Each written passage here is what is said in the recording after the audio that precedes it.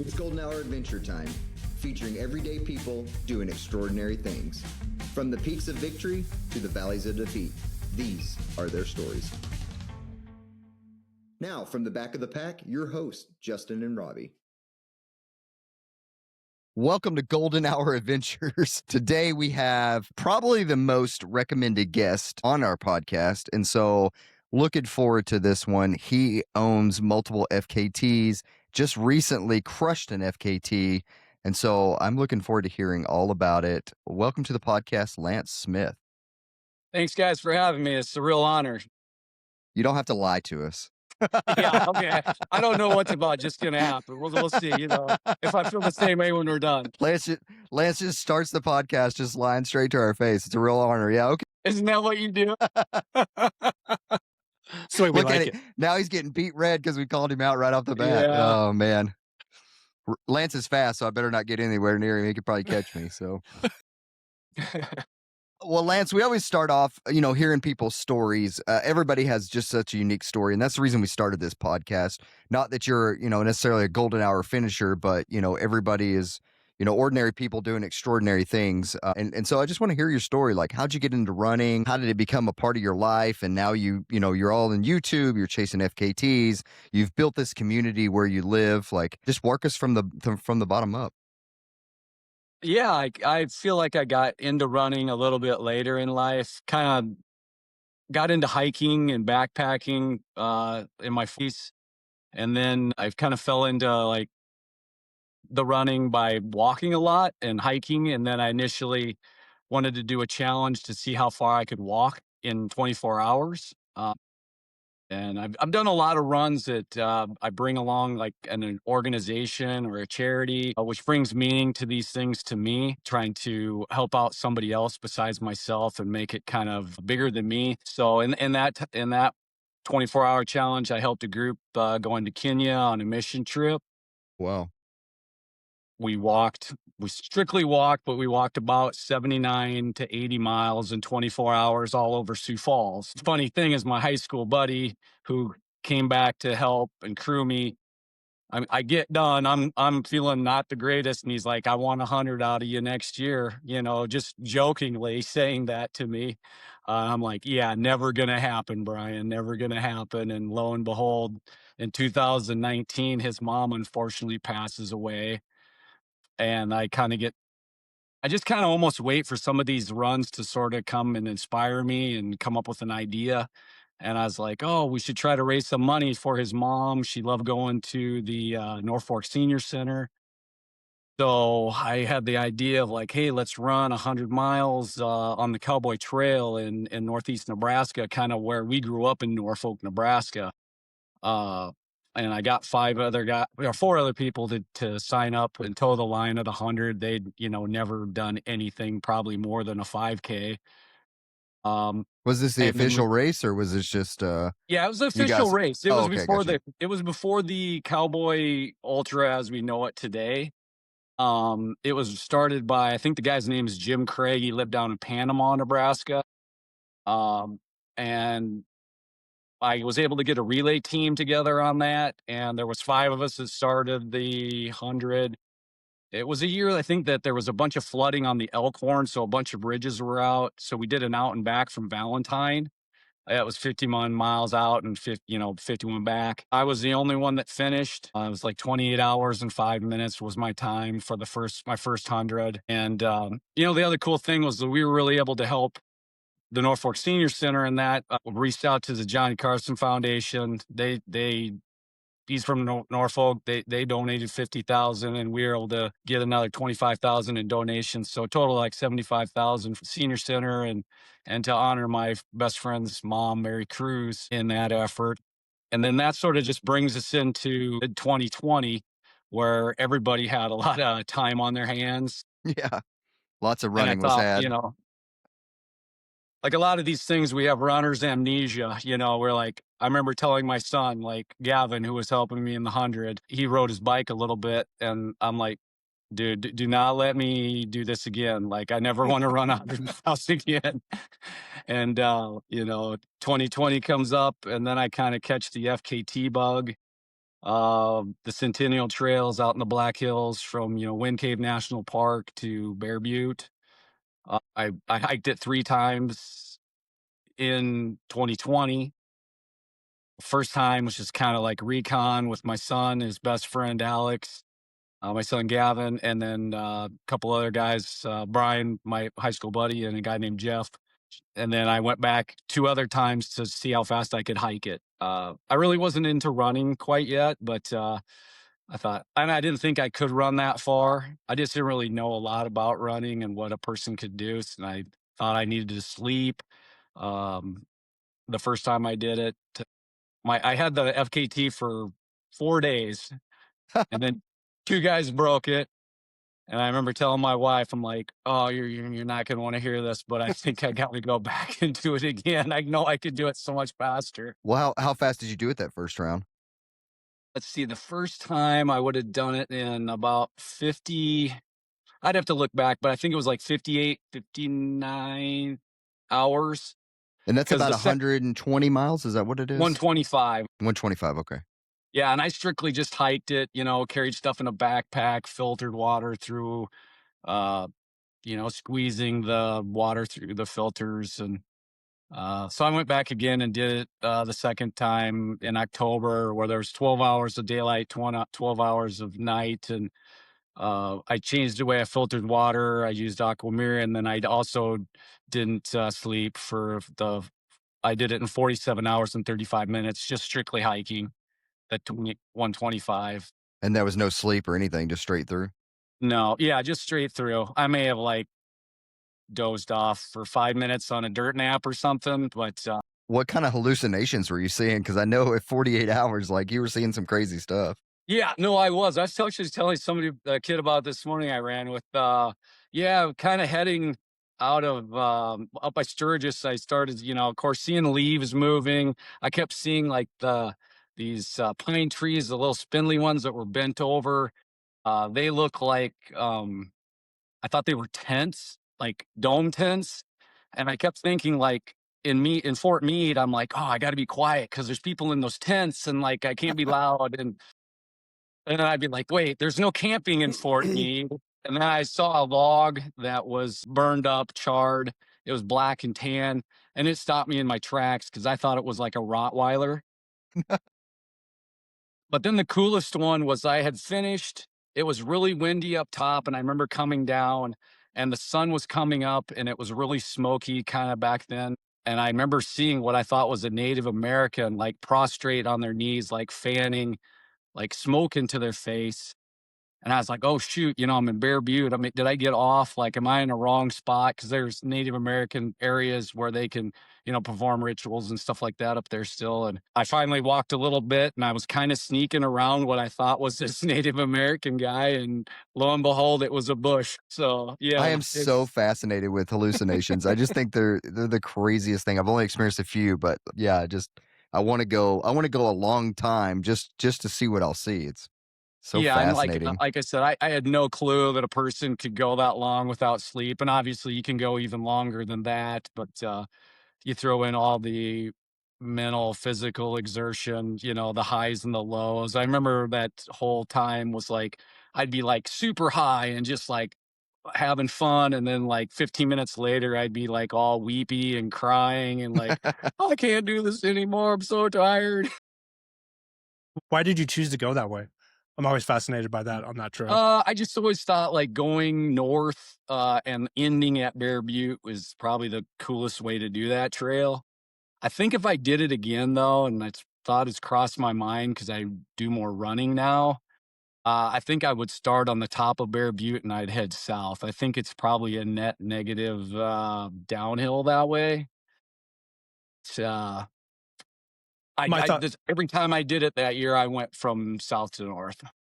my thoughts too on that is you get more water, the closer you get to the wind cave, going that other way. Sure. Yeah. You're out of water for a long section, so the other way you get water Yeah, there towards the was end. like a 24-mile out of Dalton Lake, I think, to Fort Meade. I carried 3 liters of water or something.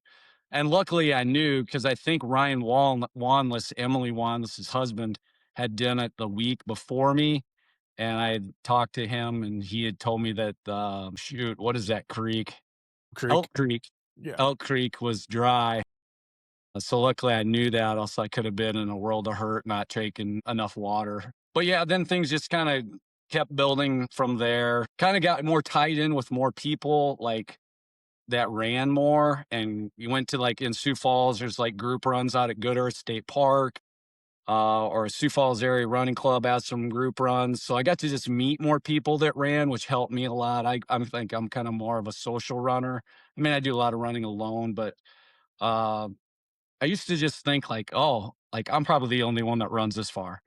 And I don't run very much compared to a lot of the other people that I hang out with now. I just didn't know what everybody else was doing because I just didn't have friends that ran. But yeah, I was just kind of kept on finding other races to do, either short local ones. I mean, I'll run a 5K, 10K. There are some trail races right around here in Sioux Falls. But then, yeah, I started to done a couple other 100-mile runs. I help people on the Cowboy Trail, pace people on the Black Hills races out of Sturgis. I've done 3 100-mile races in the last year, which is the most I've ever done. Which races have you done? April. Well, about this time, you guys were just down, or you were just down at the Prairie Spirit. So I did that with Nate Cruz. I was going to help pace Nate, and then I just went to him and said, "Hey, how about we run it together? We'll just like try to stick together, do the whole thing together." And it worked out great. We stayed together the whole day. I followed whatever plan he had in place, and we ended up getting a under 24-hour finish. Nice. And then I did the Blood Run, uh, which is down in a little farm by Lennox, just south of Sioux Falls, where they have like a 1.4 or 1.5 mile loop on their farm. So I ran for, I didn't, I went till I hit 101 miles and I was done. So I quit about 23 hours and 20 some minutes, I think. I could have kept going and maybe I should have, but That's I tough did. running for that many laps. Yeah. I dedicated that run to a friend I met. His name's Aaron Terink. Aaron and I met while we were doing a 4x4 challenge to help the Rock Valley flood victims. A pastor that we know, Aaron Vanderstoop, put together this run, trying to get people to do this and bring attention to the issue over there with all the flooding. And met Aaron, and Aaron then was diagnosed with ALS, which is just a horrible, debilitating disease. And it just really hit me that I needed to try to do something for him. So I just always go back to running, it seems like, when these things come up, helping people. Like, I then went on to like help raise money and get other people involved. And we raised funds for the ALS Foundation, and that organization directly helps him in his fight against the disease. Lots of times, yeah, a lot of these runs I do, I try to find an organization or something to not make it so much about me, and it's something I think that helps me lean on later on, when these things get like difficult. You say you're going to do something for somebody or somebody else, it makes it a lot harder to duck out or take the easy way out or quit. Or so I had the aspirations to try to break the course record, which is like 108 miles, but Tim Fryer, another running legend around here, he towed the line too. And I know Tim well. You're not beating Tim. no, I wasn't going to keep up with Tim. And Yeah, I Tim's figured, he's incredible. yeah, he did get the course record that day. But yeah, we got a good relationship. He's a good dude. Yeah, he is a good dude. It's fun to hang out with. Yeah, for sure. Well, you And then have we just did the mix. That was the third. Yeah, we'll come back to the mid because I want to talk a little bit about that. But there's one thing that's interesting. Well, there's a lot of things that are interesting about you, but your style, what you choose to wear. You wear the red, white, and blue, and your birthday is one of the most celebrated birthdays out there. Everybody celebrates it all around America, July 4th. Yep. I love how you represent America and you're wearing the red, white, and blue. But sometimes you go to the extreme of that. I've seen you sometimes out on these runs Yeah. with like the red, white, and blue shorts, the short shorts, the hat, you got the big hat Yeah. with red, white, and blue. Like, like that's kind of become a part of, of you almost. And then just all the things Yeah. that you wear to represent. I think it's hilarious and very cool. Yeah, it's become kind of like, you have your goofy trademark signature thing that you do. And I, a lot of times for these races, just get all blinged out, wear the red, white, and blue socks. I have some red, white, and blue shoes sometimes I wear. And like you said, everything. But I just tell people my excuse is I'm actually born on the 4th of July. Like I have a reason, I'm just not like doing this just because I like it. But and then I took this hat my wife bought me. It was an FKT hat, and I took a little flag and I actually sewed that on the top there. That's and awesome. Made it my own. That's great. You made Mike Bent one time, didn't you? Make him get get like a cutoff, button up cutoff red, white, and blue shirt. What it wasn't that? Was that you? It wasn't Mike. My friend John Branson was out at the Black Hills races, and Mike Siebersma, myself, and Nate Cruz, we were going out to help him run. And we were, Sturgis has like all them t-shirt shops and stuff. And we got done eating. And so we just start meandering around, and we're in one of them. And all of a sudden my buddy Mike, he's like, "Oh guys," he holds it up and he's like, 4 for $20. They were, I should have wore it, but they were like heavyweight, buttoned up with a pocket. He's like, "I'm getting them." He bought all of us the shirts. We took them back to the little cabin we were staying at, took to cutting off the sleeves, and I cut mine to look like fringe. And we wore them like all weekend. And it was like that trip too. We're driving down the road to like get packet pickup. And I'm like, "Hey, pull over in that parking lot. I see something." It was like one of those like Bud Light cardboard hats that's like got the stars on it. And I'm like, "It's sort of crushed," but John's like, "Hey, I got duct tape." So I like fix this hat up, and I continue to wear it like all weekend. I still have it. I've worn it several times since. So then what we say is that was the weekend that the 4 of us call ourselves Team America. So Team America was born that weekend. That's so great. And we've had this awesome like text thread going since that trip, which was probably 4 years ago. And the 4 of us, we always comment like, "Man, we just love like we always like lifting each other up and little jokes and talking about running and the reason why we wear black underwear." And yes, yeah, it has something to do with number 2 and just in the skid marks. So, That's a great idea. yeah. Those I'm pink probably ones I telling have. you way too much. No, that's More that's, than yeah. We all know it happens sometimes on runs. No, we've had some great Sometimes, poop stories. Yeah, we've Yeah. had some really good ones. And they involved granny panties one time. It was a lady. Yeah. I think the chick peeing on the bike though, that'll took the cake. Oh yeah, that takes the cake. Oh my gosh. This threw me for a loop last year when Nate and I were doing the thing in Kansas. We're kind of running down that trail. It's all hemmed in with trees on both sides. So, we were following some women. All of a sudden, this girl like just pulls off to the side and like she's standing, peeing standing up. And she's using like some kind of a cup or whatever. Nate and I are like, "Oh my God, like turn your head. Like, what are we witnessing here?" The shiwi. Yeah. I need a little advance notice when that's going to happen. I was it was a 25-miler in Buena Vista, Colorado, and this guy that was just new to running. It was a trail race, and we're running it, and he'd ran multiple marathons.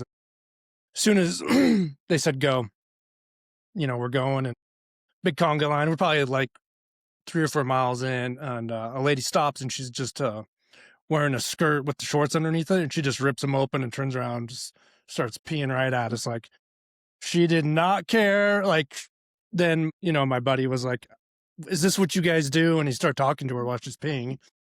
And come to find out, this lady, she was in her late 50s at this point. I don't know. She's run so many 100-milers, and she was just like, "I don't care anymore. When I gotta go, I gotta go." And still to this day, it was like, I remember his face. I'm like, this is ultra. This is trail. This is trail ultra. People are just going to go to the bathroom. Yeah, I mean, my first 100 miler was the Black Hills, and we're headed out of Alkali up to Bulldog, right? And, you got that climb. Everybody's just kind of Congo lining up. And yeah, this dude and chick were running together, and they both just kind of pulled off. And I mean, they're 3 or 4 feet off the trail, both of them. Just, I was like, well, okay, well, I guess this is, Yeah. when people don't care, they don't care. That's what I love about trail running. It's just a great, it's like no one cares. Like you're out there in the woods, you're just having a good time. And if you got to go, you got to go. Yeah. Yeah. Well, Road runners, they have to look for the porta potties, and you got to go behind dumpsters. Like in the woods, you just go behind a tree.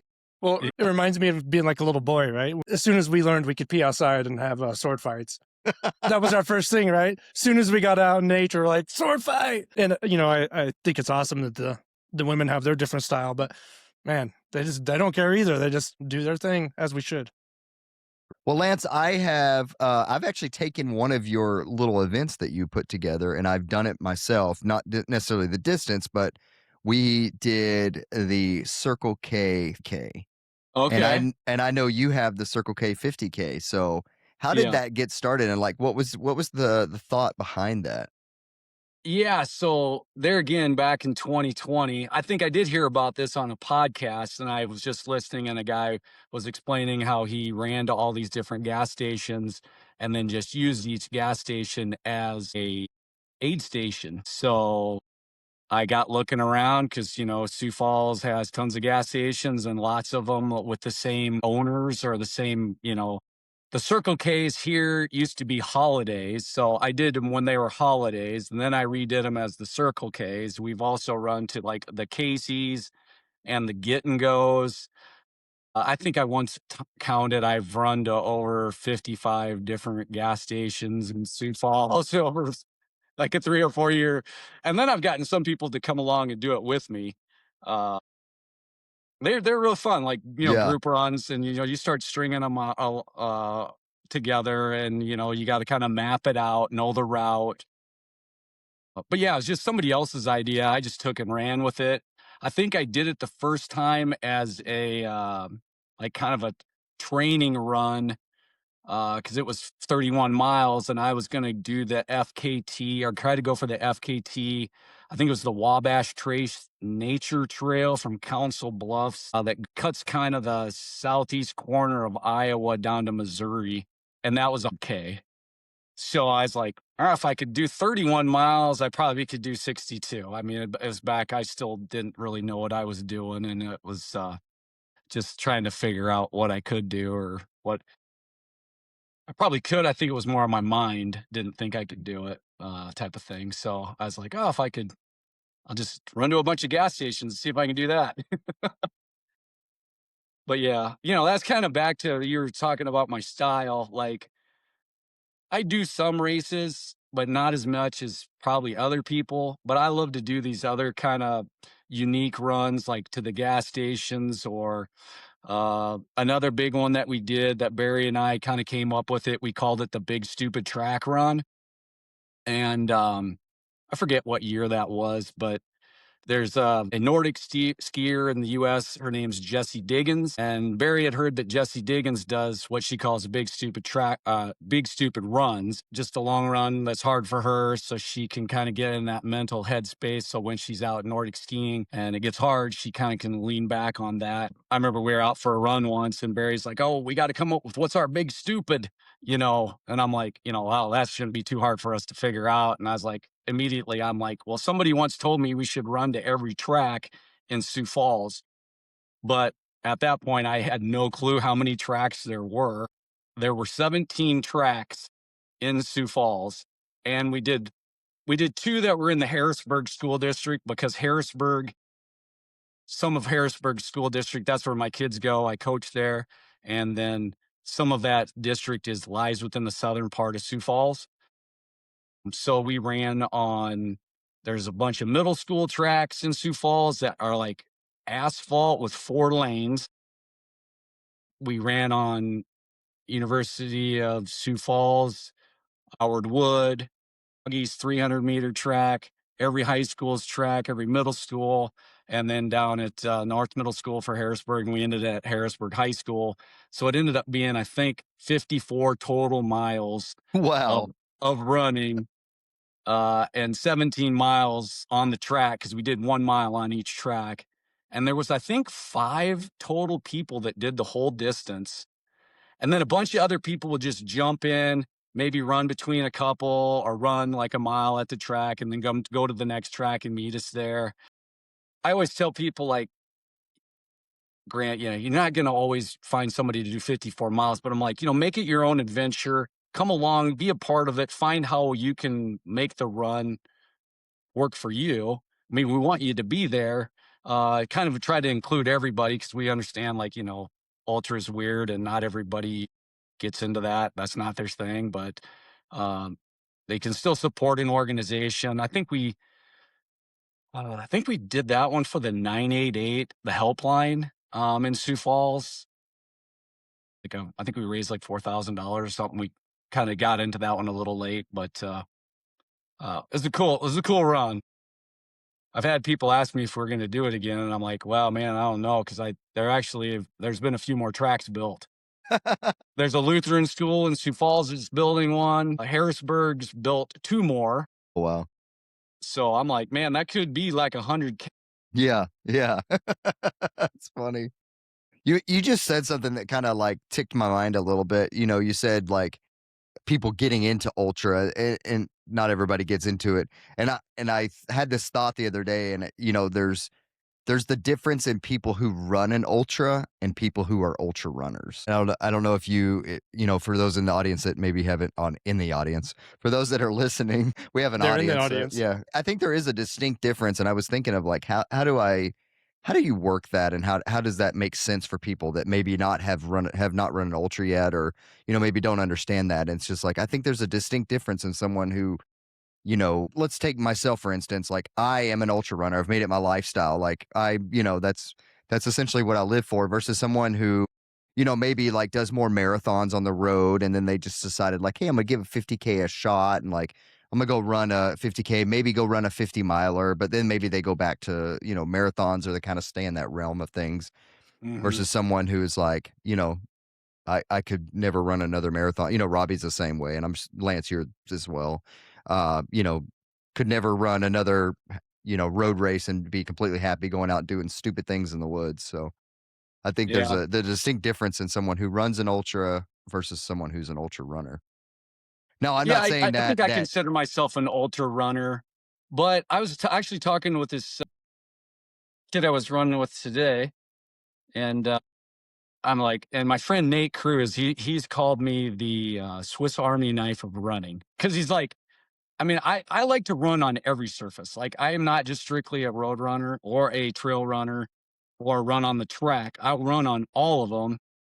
I mean, like, because we run around what we call the Sioux Loop in Sioux Falls. It's a 20-mile loop. Barry and I have done it now. Today we ran it. It was our 40th month in a row we've run the 20 miles with no end in sight. We just say we're going to keep running it every month for as long as we can. And that's all paved. Most of my runs during the week are probably on pavement. I do live close to a golf course, and I do a lot of running on this golf course early in the morning, or a lot of times in the fall and winter when nobody's there. So I'm on grass a lot. And then, some trails, but a lot of my running, I just leave from my home. I don't spend a lot of time in the car driving to and from Good Earth or Great Bear, the 2 places where you could run trails around here. But there again, and I run 5Ks, 10Ks. There's a Frostbite 4 race I've run. For me, I was telling Lucas this morning, I'm like, I just think it's fun to just run whatever, whether it's a short race or long race or 100 miles. I think it's fun to be able to do them all. I'm lucky enough to be able to do that now. I tell people, they're like, how long are you going to keep running? And I'm like, well, until I can't anymore. And then I'll probably get into biking. I like to bike too. So. Yeah. No, I totally agree. And I run on pavement a lot as well, on treadmill, and I haven't stepped on a track in forever, but actually I take that back. The end of the Oregon Cascade 100 was around a track. So that might've been the last time that I was on a track, but I just think a lot of it just deals with like people's mind game, like their ability to think. I think a lot of those people who dip their toe into ultra running probably could go farther. I just think it's in their, a lot of it's in their head. Like It's their they mindset. don't have the confidence, or they don't think that they can. And like most of the time I'll start something, and I mean, we've all had runs you don't feel great, and you're like, you just kind of get through it, or you run the 100 and a mile 40, you're like, oh man, I don't know how I'm going to get to the end, but eventually we do. And Yeah. I think other people who haven't done that distance or haven't gone that far kind of take the easy way out, where a lot of times I'll be like, well, I started this, I'm going to finish it. We'll just have to see it through. Yeah. No, I 100% agree. Hey, Lance, tell me an embarrassing story. I mean, something that's like makes you laugh, something that's, I know you got something. We've had some great ones along the way, and I know you got one. What's a real, like, jaw-dropping, embarrassing story? It has to do with running. It doesn't have to do with running, but, this is somewhat of a running podcast, so.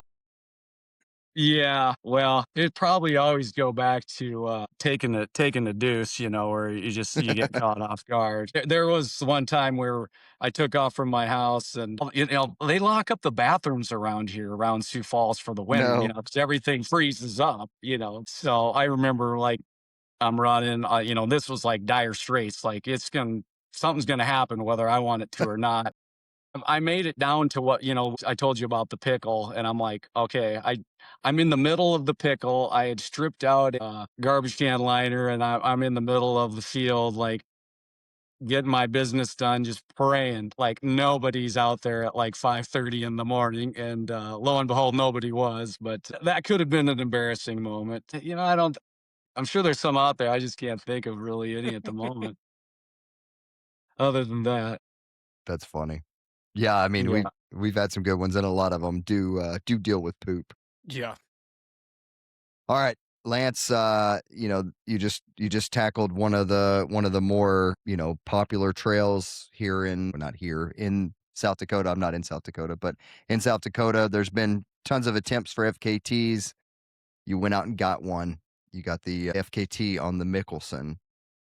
What was the walk us through it? Yeah, so I hadn't really planned to do it. I ran a bunch of miles in January because Barry and I started the Burrito League here in Sioux Falls, kind of on a whim. Uh, and I just told, to help promote it, I said, I'm going to run here on our segment every day for the next 17 days. And I set like a minimum of 10 miles. I ran it. And I then ended up running like 2 20-mile days, and I ran 51 miles on our last day. So I had a bunch of miles all around a one block segment in Sioux Falls. And then I kind of, took a couple down weeks, but I had a couple other weeks, and I helped coach girls wrestling in Harrisburg. So that season got over, and I was just thinking like, wow, I should do something with all these miles that I've got on my legs here. And talking with Jess Walhoff, because she's going to make an attempt out there at the Mick again.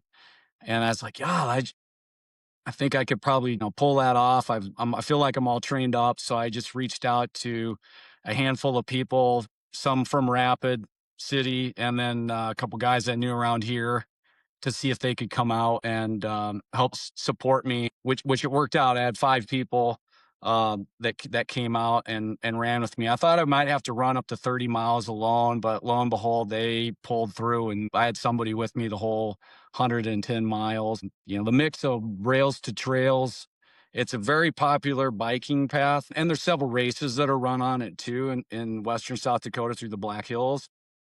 I just don't think it doesn't have much attention for FKT. I don't think a lot of people are running it. I'm not sure why, because it's really beautiful. It's a nice, it's not paved, it's crushed limestone, but it's a great trail. It's got, several tunnels. You go through a couple of really nice cities. So I just decided to go after it a couple weekends ago. Started on a Saturday morning in Deadwood, South Dakota. So that's another great destination. People go there, vacation, gamble, whatever. We started at 6:40 in the morning. I had Chris Riley with me the first 20. The one thing I'll say about the Mickelson too is, like, people think like rails to trails, that's all pretty flat. Well, the mix got some pretty good long, drawn out hills, basically going kind of out of some towns and then into some towns. That was a lot harder than I thought it would be. But then, yeah, I had my friend Barry out. He ran with me a few times, maybe up to like 25 miles. I had this kid, Jack Area. He's, I think, a sophomore at South Dakota School of Mines. I threw it out on Strava. I'm like, hey, I'm coming out there. Anybody want to run with me? He reached out to me. He ran 15 miles with me. Mike Bent ran 30 miles with me overnight out of Custer to Minnetonka, I think is the trailhead. And then my buddy John, who drove me out in his truck, he got to do the last 16 miles with me to the finish. So you had a pacer the whole way then? Yeah, Nice. it was awesome. Like I told them, I'm like, you guys, I tried to give them as much credit as I could because I'm like, I would have not have finished as fast as I did without them. I'm like, I surely would have slowed down because I remember running, feeling like I was doing a lot of walk, jog. I When I look back at the numbers, I walked or power hiked or walked fast as I could about 25% of the time and jog or run. I use the word jog a lot because Yeah. I mean, I think running is like when you're running hard. I was jogging like 5 miles per hour. My moving pace was about 4.9 miles per hour, close to 5. Throwing in all the stops, I think my overall average was like 13 minutes, 27 seconds a mile. Nice. I had 2 hours of non-moving time. I think I did it in 24 hours and 43 minutes. It was 110 miles. So it was a great day. The weather was perfect. We had like some lighter winds. You're kind of tucked in the trees. And then at night, when I got to Custer, it was dark there. That's mile 65. You felt the winds changing and they started blowing like at our back. So the whole night, the wind was blowing Mike and I, down the trail, which really helped. And it was cool. Like I think I had a long sleeve, a windbreaker, a vest on, hood up, buff on. I'm more of a cold weather runner. I don't mind throwing some layers on. But when it got up to 75 that day, and I was like, oh my gosh, I feel like I might expire. It's like I was dunking my shirt, my hat, I had put a bandana on. I'm like, this feels way too warm. Cause I mean, we just haven't had those temps much lately in South Dakota. Um, but yeah, it's kind of a perfect weather day too. I hope it really maybe spawns some people to look at South Dakota for FKT. I mean, I'd say most of the FKTs I've done, I call them like low hanging fruit. Like I'm not going after these like elite FKTs, but I look around the region like, what could I go do that's close that I could challenge myself? And it's cool. I wanted to say that I'd or done both of the long trails in South Dakota. But I really think like the Centennial Trail and the Mickelson are two that a lot of people are not on people's radar. I don't think a lot of people like look at the Black Hills as a place to come and run or trail run. And even the races out of Sturgis, like that race is hard. Like I've never run the whole 100. I mean, I've done the Centennial Trail and I've paced people from Silver City back to Sturgis a couple times, and like there's a lot of elevation. That's a like, no joke trail. I think there's 18, Yeah, I think it's about 16,000. 16,000. Yeah. So Yeah. it's one I think people should look at. And most of the FKTs I've done have been more rails to trails running. It's just what I'm comfortable doing. I got one of my knees that's not super great from wrestling when I was a kid, and I've had, arthroscopic surgeries on them when I was in high school. So I get a lot of this uneven running, starts to bother it over time. But so it was a great day. I'm glad I did it. I'm glad it worked out. I was glad to be done. I was never so glad to see the lights of Edgemont. The lights of Edgemont. Yeah, Is there lights? What's there lights? Is there lights? Yeah.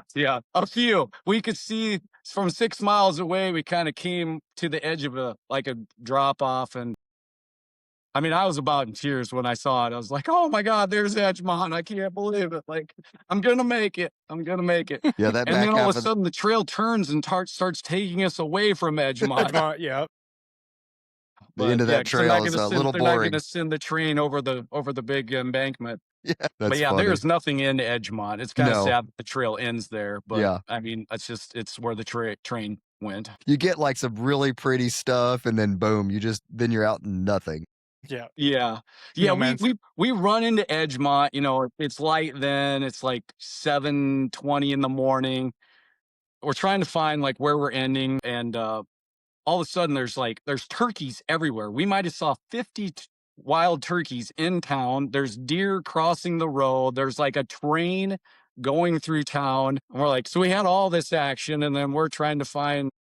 We finally see Mike in the truck, you know, parked in front of the little crosshairs where says 0 on it, and I was like never so glad to like touch that sign and be like, yes, we're done. The busy town of Edgemont. Yeah. That's awesome. Well, We Lance, might we're have to gonna go, ask. Oh, so go go do ahead. it again in Ed and Deadwood. Go do some gambling. Yeah. Well, I told my buddy, I have another friend, Brian Kittleson. We do some bike packing and mountain biking together. And I just jokingly told him, I'm like, there's no way I can ride my bike on the Mickelson until I run the whole thing. Then I'll come bike the Mickelson with you. Nice. Well, Lance, we're gonna ask you some questions. You already know the answer to them, so these should be super easy. What are you wearing on your feet Right now? Well, what shoes do you choose to run in? Yeah. He's like, I don't have any shoes on. I just started wearing the Mountain to Coast. Yeah. I got a pair of those, and then I've got another pair of Brooks. Oh god, I'm not a big shoe guy, but they're like a super maxed out, kind of a more of a road shoe. Yeah. Are you wearing the H1 or efficient. you like the H1s? Yeah, the H1. Yeah. Yeah. How do you like I've them? liked it. I've liked it so far. I haven't met anyone that hasn't. Yeah, it feels really cushiony and like responsive and kind of a lot of bounce to it. So Yeah. it's been a good shoe. Yeah, for sure. I think a couple other people in town saw that I had them, and I know Jess bought a pair, and I've seen a couple other people now who have them too. So I think they're catching on. But yeah, they're phenomenal. What's what kind of pack are you wearing? Yeah. As far as packs go, I actually choose like probably not to wear a running vest. Okay. I wear the naked belt. Yeah, okay. So like when I did this FKT, I did not wear a vest. I wore the naked belt with two 500 milliliter soft flask. And if I had a longer section, I have another like 250 milliliter bottle I can stick in the back too. Last year when I outpaced Nathan Schwab at the Black Hills, I actually doubled up my running belts. I had the naked belt, and then I had this other like super cheap $10 one that I put all my nutrition in. Okay. I'm not a big, I mean, I know there's a time and a place for the pack. And the one I have is, I mean, I honestly bought it probably in 2019. And I had my mother-in-law modify it. I bought it off Amazon and continue just to wear it. Nice. Something I should probably invest in. And I thought I probably will if I ever do anything like longer than 100. Or something that doesn't have a lot of like the aid stations. Because I thought like I could still even do the Black Hills 100 race with a belt, because the aid stations are only like 7 to 8 miles apart. I find like I'm not a heavy, big sweater.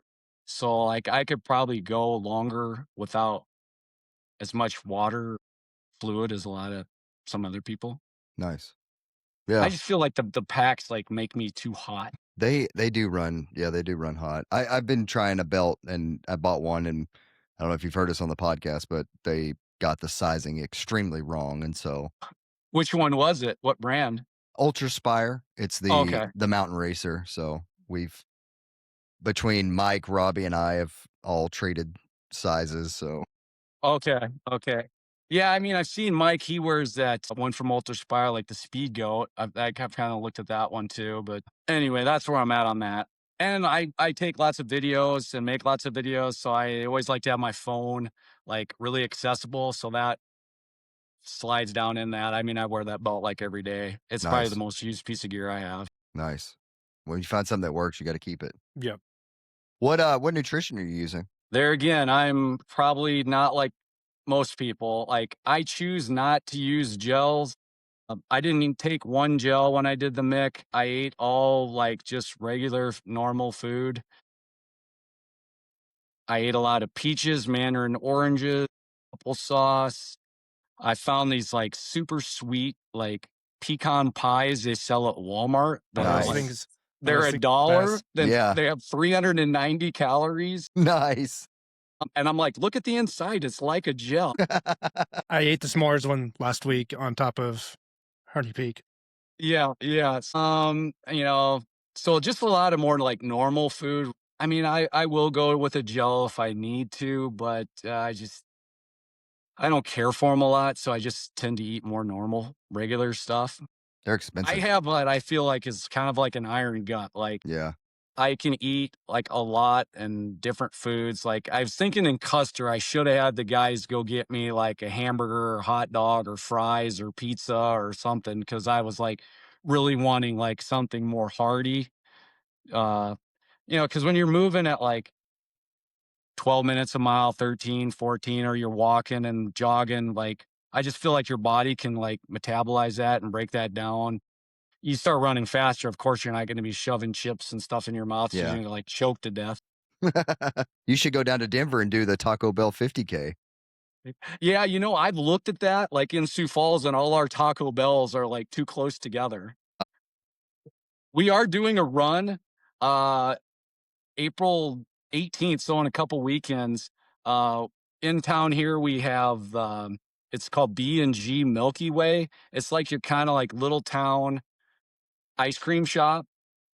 Like that they just, it looks like it's sort of like just a little bit bigger than like a oversized shed that like they just throw a drive through on it and you walk and get what you want. So we're going to run to all the B&G Milky Ways on April 18th. I'm hoping the weather's good, but it's going to be a 22-mile group run. I'm just inviting whoever wants to come. I said, ride your bike, run, go in between a few if you want. I throw it out on Instagram and kind of put the distances between them. So we'll see who shows up. Awesome. Yeah, and I'm like, well, I'm gonna throw in like an eat challenge, like, eat something at each one or drink something. I've done that on the gas station runs too, Yeah. like alternate eating and drinking something at each one. Like, I think the Get and Goes, there was 15 locations. My God.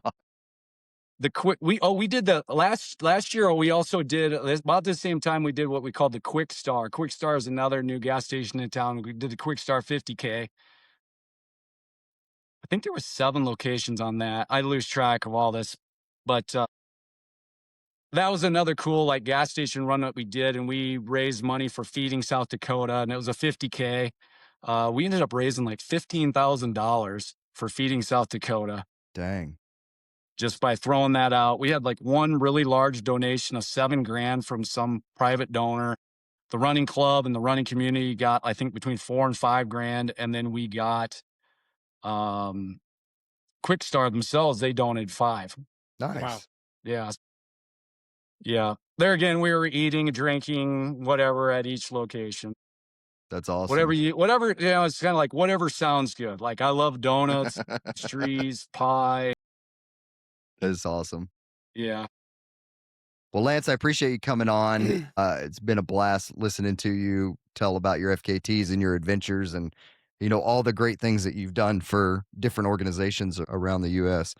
Tell people where they can find you. I know you're on YouTube, Instagram, Strava. Throw out where Yeah, people so can. I suppose Strava, just look up Lance Smith and look for the guy who's wearing red, white, and blue from head to toe. Might say Sioux Falls.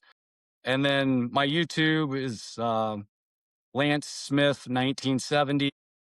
And then same with Strava or Instagram, it's Lance _ Smith _ 1970. So Awesome. Awesome. Well, go look up Lance. Go follow him on Instagram and check out his YouTube. And of course, follow his Strava. And if you're in Sioux Falls, and hit him up and go do one of his crazy adventures. yeah. DM me, get a hold of me. We love to include like everybody, love meeting new people, love running with new people. This morning we did that Sufu run. I told Barry yesterday, I'm like, I think it might just be you and I, buddy. I don't know. And we showed up. There's the statue of David, big statue downtown. That's where we usually start. And because it's the spot where most everybody knows. And this morning I show up there and there's 11 people Nice. waiting to Wow. run with us. And neither one of us knew like anybody was going to be there. And I'm like, we're drawing a crowd, man. That's awesome. Yeah. That is That's awesome. That's great. Well, if you enjoyed Lance's podcast, please leave us a like, leave us a review, subscribe to the YouTube channel, get on Lance's YouTube, subscribe to his, check out his Instagram. And as always, we'll see you on the trails. Thanks, guys.